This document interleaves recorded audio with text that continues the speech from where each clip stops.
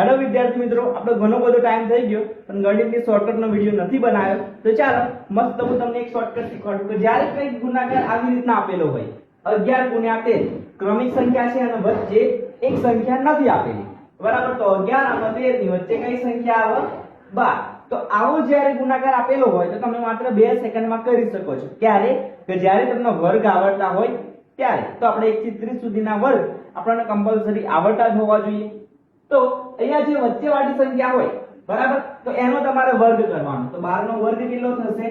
તો 144 વર્ગ એટલે એકની એક સંખ્યાનો 2 વખત ગુણાકાર. તો જે વચ્ચેવાળી સંખ્યા હોય એનો વર્ગ કરો અને એમાંથી તમારે 1 માઈનસ કરવાનો છે.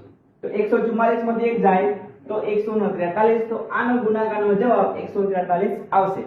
ગુણાકાર કરીને જોઈ લેજો. તો એવી રીતના જુઓ, 15 ગુણ્યા 17 વચ્ચે એક સંખ્યા છે, ક્રમિક ગેપ પડે છે. કઈ છે?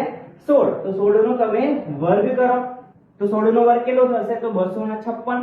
એમાંથી 1 ઓછો કરી લો તો 255 તમારો આનો ગુણાકારનો જવાબ આવશે. ગુણાકાર કરીને જોઈ લેજો. આનો જવાબ 21 ગુણ્યા 23 તમારે લખવાનો છે કોમેન્ટમાં. અને સરસ મજાનું આવું ગણિત, સરસ મજાની ટેટની તૈયારી, ગુજરાતી વ્યાકરણ માટે મારી સાથે જોડાયેલા રહો અને તમારા મિત્રોને આ વિડિયો શેર કરવાનું ભૂલતા નહીં. Thank you.